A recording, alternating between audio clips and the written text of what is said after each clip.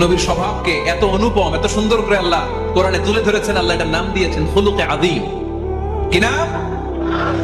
খুলুক তিন ধরনের। কয় ধরনের? খুলুকে হাসান, খুলুকে কারীম, খুলুকে আযীম। খুলুকে হাসান মানে সমান সমান, উনিও ধমক দিছে আমিও ধমক দিছি, এটা খুলুকে হাসান। আমি তো খারাপ কিছু করি নাই, আমি অতিরিক্ত জুলুম করছি নাকি ওনার উপরে?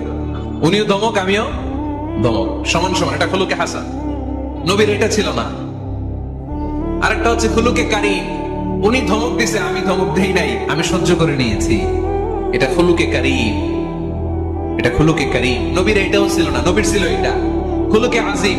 উনি ধমক দিছে আমিও ধমক দিছি, না এটা করেন নাই। উনি ধমক দিছে আমি সহ্য করে নিলাম, কিছু বলি না, এটাও করেন নাই। উনি ধমক দিছে আমি ওনার জন্য দোয়া করলাম আর ওনারে বুকে টেনে নিলাম, আমি ওনারে ভালোবাসতে শুরু করলাম, ওনারে কাছে টেনে নিলাম, ওনারে বুকে জড়িয়ে ফেললাম। সুবহানাল্লাহ পড়তে পারলেন না?